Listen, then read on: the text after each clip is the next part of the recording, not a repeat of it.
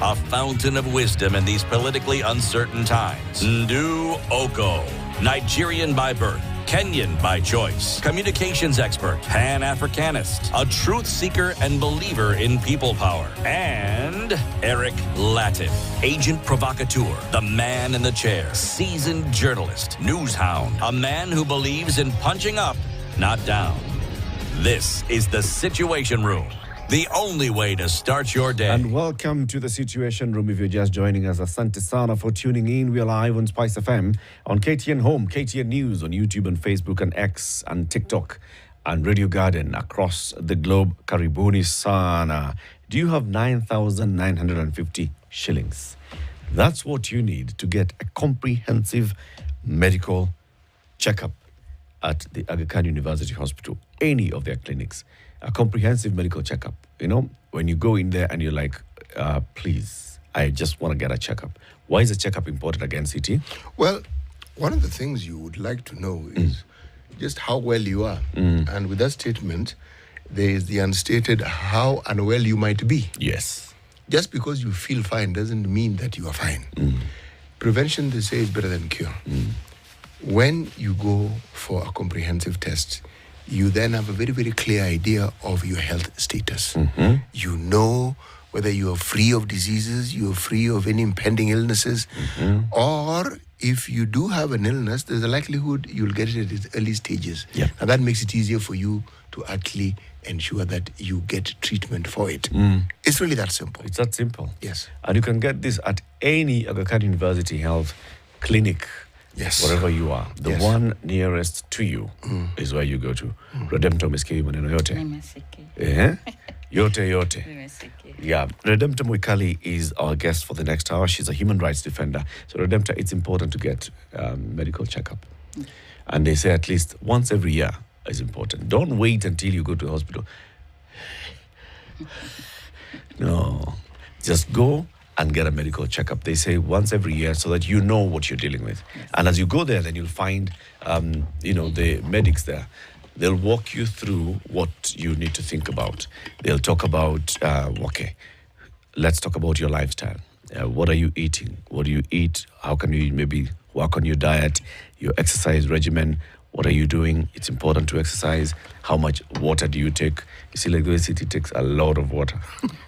It takes 2 flasks of water per hour. Per hour? Yes. And we're here for 4 hours. Eh? Maji ni uhai. Kabisa. Uone vile skin yake ina glow. Ina glow. Ni maji. Alienda medical check-up akamukunywa maji. Kunywa maji. So you go there and you get all this information. Sawa. Okay. Karibu sana to the hot seat of the Situation. Asante. It's good to have you here. Yes, it is great to be here. You're here so we can talk about brutality in the country. So we can talk about victims who appear to have been forgotten. Yes. You'll tell us who those people are, who these forgotten victims are. But first, City gives you the day's proverb. This week and last week and probably next week as well, you said? Next week, yes. Okay. We'll be looking at landlocked countries in Africa, and our proverbs will be from landlocked countries in Africa. Okay. The other week, before last week, we're looking at island nations of Africa. Yes. This week the proverbs are from? The Republic of Botswana. Botswana. I almost said kingdom. There's no king there. It's president. Okay. I thought we were still in Burundi. Burundi was last week. Burundi, yes, you were. Burundi was the last one. Today, they have a president, by the way. Okay. Oh? What's his name? Oh, I thought you were asking. You. No, don't ask. Mogwetsi Masisi. Mogwetsi Matiti. Yes. Then there's a vice president called Slamba Songwane. Yes. That's a VP. That's the VP. Right. Then from VP, they come to National Assembly Speaker. That guy is called Fandu Selemani. Hey, my friend, this continent has lovely names. There are countries where a name is a compound word. You think there's it's like 3 words put together. It's just one name. That's one name. Yes. The proverb. Yes. To give away is to make provision for the future. Okay. To give away is to make provision for the future. Yes. Okay. when we share, we receive more. To give away is to make provision for the future. Yes. Yeah, when it's like planting. You give away, in future you will harvest. So the encouragement here is giveaway. Panda mbegu. Panda mbegu. Kadiri twedi.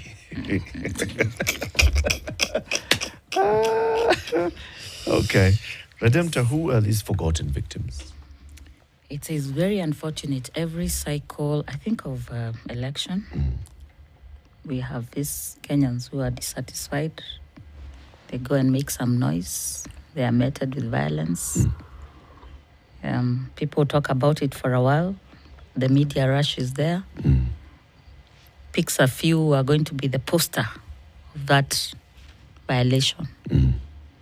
Then, in most likely, it's almost a month, we move on to the next thing. So for me particularly, it's victims of police brutality. And now we are having a new trend where we had a massacre in Kilifi County. And the year before that, is it the same year, we had Maandamano, where we had 70 victims. And then come 2024. And this is a crazy one because you have bodies that have no story. And Kenyans slowly become statistics. We are talking about quarry, 40 bodies. Are they really 40? So the next day, sensationalism. There's someone who's been caught. Then it's debunked. The guy says, no, I'm not the one. And the story dies. So it's like a cycle where we have crazy, inhuman numbers. Why do we call them forgotten? They are forgotten because I had shared in another platform and an X space that there's a spiral, that when these atrocities happen, there seems to be a spiral. And the spiral is, let's all get there, get outraged, let's write stories about it. Then let's get to the root cause of it, matters under investigation.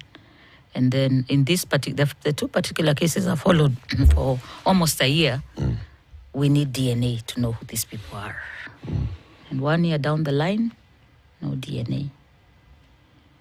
And so I'm not even apologizing for being very loud and saying it is an injustice to exhume people from our forests, put them in a container for 1 year, and then say, you know what, we are wrapping this up. There's a likelihood we'll have mass graves, and we are looking at the same place we got them from. Because this DNA thing is never going to happen. We've tried out of 453, we have managed 34. The rest, we don't know who they are. We don't know who they are. Is that what the police and the Interior Ministry have said about Shakahola? Maybe I need to start at the beginning because I was interested in coming to have to rebuttal what Reverend Mutava presented. Although he was not the task force for going to find out why, he was the one to find out how religious organizations can be controlled. Yep. And so for me, because I'm a storyteller, the story begins that in March 2023, the CS, the Interior, is breathing fire. How can one man be responsible for these atrocities? We will make sure this man never sees the light of day again. Forgets he's a lawyer, he's a teacher of law, and everyone is saying, how can you give your own extrajudicial verdict? June 2024, same thing happens. Now this time there's nobody you can pinpoint. How dare you be responsible for, is it 24, is it 40, is it 60? So the most likely scenario why they get forgotten is they are a story of shame, of how could we feel so greatly as a society that we have people, we cannot explain how they got there, how they died, who do we blame? So for me, I'm not apologizing to the CS for the same fire he was breathing when it was one man. He was saying, this man. Now you should tell us in 2024, who do we breathe that fire? For now, bodies that were in gunny bags, in very inhuman states, and nobody up to now knows the number. And that's what they just become. They just become bodies. Statistics. There are no names attached to them. Yes. So there's no story behind. Because when you don't have a name, you don't have a person, you cannot say that this is so-and-so that we have actually exhumed from this ground in Shakahola. Yes. And this is how they ended up here. Yes. This is where they came from. Yes. These are the family members. These are the friends. This is where they went to school or where they traded, where they lived. There's no story attached to them. Yes. They're just a body. Yes. And so you can forget them because they're just a body. You turn Kenyans into statistics. But then, Redemptor, on the other side, if there's somebody who's missing from a community, does that community forget them as well? No. Do we hear stories from communities of, we had a person called Mombi. And Mombi was this and the other. Mombi is a sister. Mombi is an auntie. Mombi is a daughter. Mombi was a classmate. Mombi was a churchmate. Mombi was a businessmate. Mombi was somebody. Yes. Yes. Why does the community forget Mombi? Because we can say the state is trying as much as possible to reduce the story of Mombi. But why does the community where Mombi came from, where Mombi disappeared from? The community never ever forgets. Mothers especially never ever forget. In my community, the Kamba people, if you meet a woman in her 70s, 80s, and you ask, how many children do you have? That woman will tell you, in Kikamba, masia makwane, that Uza wangu. But my living children are. Right. Never ever forgets the one that died at I have 1 given month. birth 7 times. Yes. But I have 5 children. Yes. Can even break it down to you and tell you 2 of them died as infants. She even goes to tell you the story of the ones that are missing and takes as much time to talk about the ones that are missing as she would the ones that are living. And because, let me say, because of subjudice, when I talk about this case that I've investigated for 1 year, is that there's a narrative that came out that dehumanized these people or shamed them. The same thing I'm seeing in 2024, where you call Kenyans protesters, and you use the words, they died. They didn't die. They were killed. There's nobody who had a heart condition and went to the streets and collapsed. We don't have that story. We just know they were killed because there were bullets. So for me, the containing of the narrative, we contain the narrative because someone has taken an oath to protect the Constitution. And in that Constitution is the right to life and is protecting of life. I do not think out of 247 families, around 250 families out of the cases in Shakahola, people went to great lengths to go and do what they were told to do. Present yourself, tell your story. And I had shared the spiral of how these stories, the spiral of silence that makes people statistics. Okay, I think it's important then, Redemptor. Let's talk Shakahola, okay? Okay. You have done a bit of groundwork of following up what's happened in Shakahola since March last year to present. Yes. Since the exhumations began, since people started flocking into Kilifi and saying, we think that our loved one is here. Yes. Since the post-mortem was being conducted, all the way up to present. Yes. So let's talk about that. Okay. Let's start with bodies are found in Shakahola. It's declared a security zone. A security operation begins. Yes. What's happened since then? The magnitude of the case starts to grow. At first, it's a free-for-all show. You see YouTubers running there to take videos, family members very desperate, searching with their own hands, making paths, fiekering the roads. Yep. And now we are getting all these. It's unbelievable, really. Then after a while, it's, hey, media, Get out. get out of here. This is a security zone. Yes. Oh, and human rights organizations, thank you for your good work. But leave it to us from this point on. Okay. So because of the nature of my, I do victim advocacy from 2017.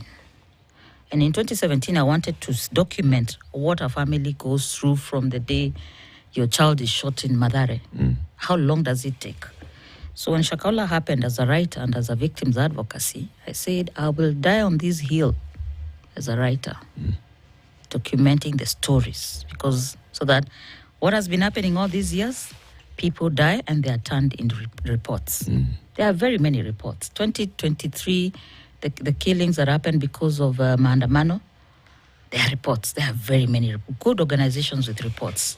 So the difference that I bring to this is I want to tell the stories. Tell us a story. I want the impact of this particular incident on the family. But when you're talking about 400 people, that really, for me, I document the impact in society. Because the numbers are just too great for you to say this family has a life. Let's start with, do you have a story? Tell us a story or two. Yes. Because you say you spoke to family members. Yes. Over 200 families. They've been clustered into around 250 families. Around 250 families, Yes, right? yes. That have gone there. Yes. And how are they clustered? How, first of all, are they... When somebody was going to Shakahola Yes. and saying, I think my sister, my wife, my daughter, my brother, my uncle is here. Yes. What were they being asked? To give the story, the background, when was your person, did you consider them missing? What was the last time you spoke to them? And then how are you related to this person? So some people would go, like a brother would go and be told, no, we would prefer a mother to come. Okay. So a mother would be brought. So I'll give you an example of a story. A 70-year-old woman, the daughter is leaving to go and buy land in Kadhonzweni. And Living where? living Kitui. Okay. To go to Kadhonzweni. And she... Kadhonzweni is in Kadhonzweni is Makueni. in Makueni, yes. And it's believable because there's a brother who does kibaruas in that area.